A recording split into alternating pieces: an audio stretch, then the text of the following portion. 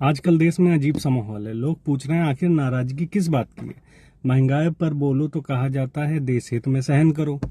बेरोजगारी पर बोलो तो कहा जाता है कि स्टार्टअप खोल लो। टैक्स पर सवाल करो तो कहते हैं कि राष्ट्र निर्माण में योगदान करिए। और अगर ज़्यादा सवाल पूछ लिए तो आपको सीधे विपक्ष का एजेंट घोषित कर दिया जाता है। पेपर आउट हो रहे हैं, कॉकरोचों के साथ बड़ी हस्तियां और वैज्ञानिक धरना दे रहे हैं।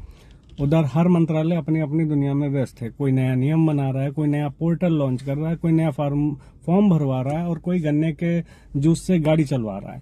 आम आदमी को समझ नहीं आ रहा है कि देश में आखिर चल क्या रहा है। प्रधानमंत्री जी का विदेश दौरा भी अब किसी वेब सीरीज के नए सीजन जैसा हो गया।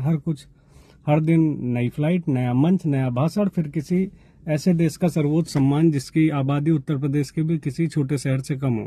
उद्योगपति मौज में है, सत्ता के करीबी मौज में है, फ्री का राशन लेने वाले मौज में है। और पिस कौन रहा है? वही आम मिडिल क्लास, जिसकी तनख्वाह आने से पहले ईएमआई, स्कूल फीस, बिजली का बिल, गैस सिलेंडर, पेट्रोल और टैक्स लाइन लगाकर खड़े रहते हैं। मिडिल क्लास ना गरीब है और उसे योजनाओं का पूरा लाभ मिले, ना इतना अमीर है कि उसे महंगाई से फर्क ना पड़े। या वह वर्ग है जो हर महीने सरकार को टैक्स देता है, फिर उसी पैसे से बनी सड़क पर टोल टैक्स देकर चलता है। जिस अस्पताल के लिए टैक्स देता है वहां लाइन देखकर प्राइवेट अस्पताल को जाकर लाखों लुटवाता है। जिस शिक्षा व्यवस्था के लिए टैक्स देता है अपने बच्चों को फिर निजी स्कूल में पढ़ाता है, वहां पे भी लुटता है।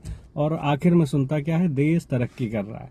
अब मिडिल क्लास सोचता है कि शायद देश सचमुच तरक्की कर रहा होगा, बस उस तरक्की का रास्ता उसके घर के सामने से होके नहीं गुजरता।